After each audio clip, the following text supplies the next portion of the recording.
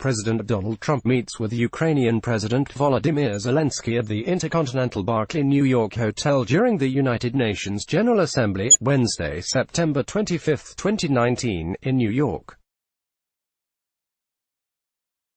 App photo. Evan Vucci. Historians, foreign policy experts, and veteran diplomats all say that the Ukraine scandal threatening Donald Trump's presidency is unprecedented. President Donald Trump in a July phone call urged Ukrainian President Volodymyr Zelensky, who'd recently been elected, to investigate former Vice President Joe Biden, according to both a memo released by the White House and a whistleblower complaint that focuses heavily on the conversation. One presidential historian told Insider that what Trump did with Ukraine was not only profoundly damaging, but also profoundly stupid. Visit Business Insider's homepage for more stories.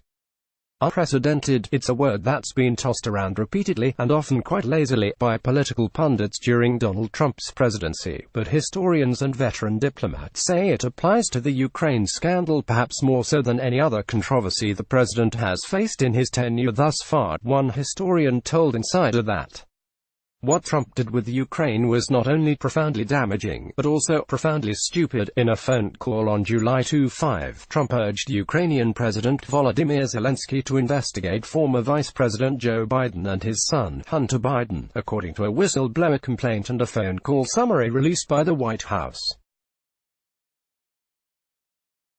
The elder Biden is a leading contender for the 2020 Democratic presidential nomination and an unabashed Trump critic. Read more. This was his show. Rudy Giuliani emerges as the key to unraveling the Trump-Ukraine whistleblower scandal. Trump has made baseless allegations against Biden and his son over the ousting of a Ukrainian prosecutor who at one point oversaw investigations into a gas company where Hunter sat on the board.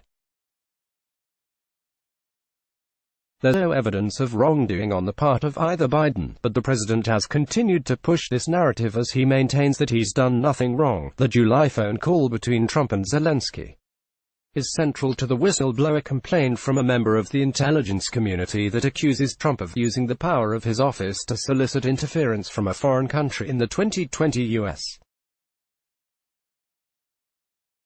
election. This interference includes, among other things, pressuring a foreign country to investigate one of the president's main domestic political rivals, added the complaint, which was publicly released on Thursday. Trump and his allies have dismissed the significance of the complaint because it relies on second-hand information, but Acting Director of National Intelligence Joseph McGuire on Thursday told the House Intelligence Committee that the complaint is in alignment with a memo on the call the White House released the day before. Prior to the document's release on Thursday morning, details on the whistleblower complaint trickled out via leaks and a series of reports in the media. The gravity of the allegations against Trump have led House Speaker Nancy Pelosi to launch a formal impeachment inquiry into Trump, and she now has the backing of a majority of House members. Meanwhile, polling suggests public support for impeachment is on the rise. In short, the Ukraine scandal poses a serious threat to Trump's presidency, and from a broader standpoint places the country in uncharted territory.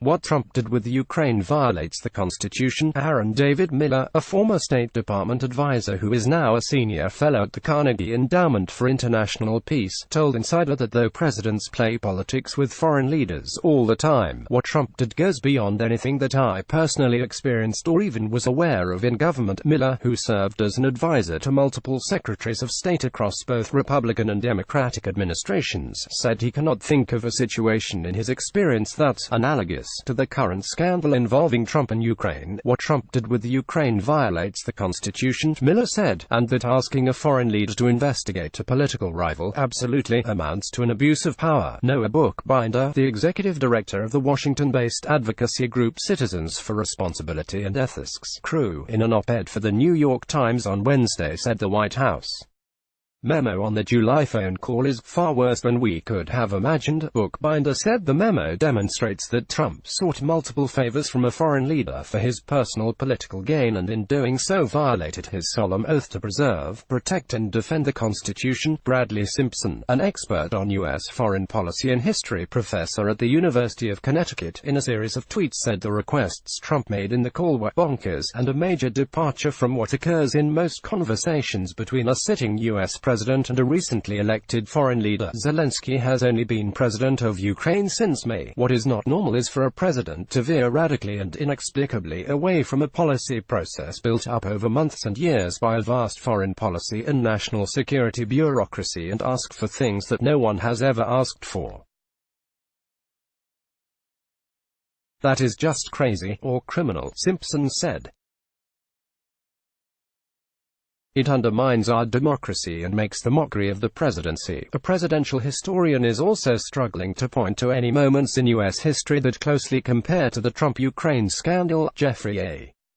Engel, director of the Southern Methodist University Center for Presidential History, on Friday told Insider, "I can think of no other case in American history that rivals what the president has been accused of. It's unprecedented," Engel said. First of all, and I don't think actually this has been discussed enough in the last 96 hours, what Donald Trump did was incredibly stupid.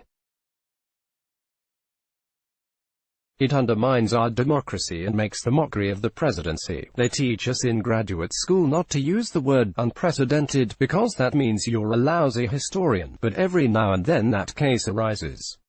Engel added, Trump's phone call with Zelensky was one day after former special counsel Robert Mueller testified before Congress on his investigation into Russian election interference, which among other things looked into whether Trump's campaign coordinated with the Kremlin in these efforts. Engel said that given the gravity of that probe and the timing of the phone call, you'd think the one thing Trump would not do is to turn around and the next day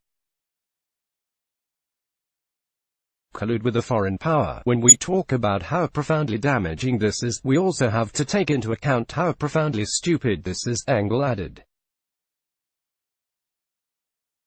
I think equally important, it is simply just morally wrong to engage a foreign power in this way.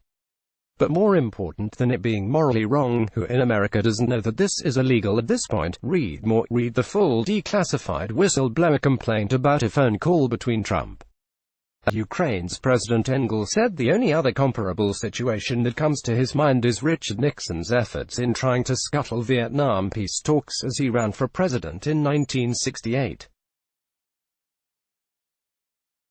At the time, Nixon was worried that if too much progress was made he would lose and told an aide to find a way to covertly monkey-wrench the talks. But Engel added that there are 1,000 differences between these two cases, and expressed shock Trump would dare make such a request of a foreign leader on a White House phone while others were listening in. The complaint said the call took place in the White House Situation Room and approximately a dozen officials listened to it. The officials I spoke with told me that participation in the call had not been restricted in advance because everyone expected it would be a routine call with a foreign leader, the whistleblower wrote. What Trump has done is essentially destroyed the one, no pun intended, Trump card we always had, which is that we were the leaders of the free world.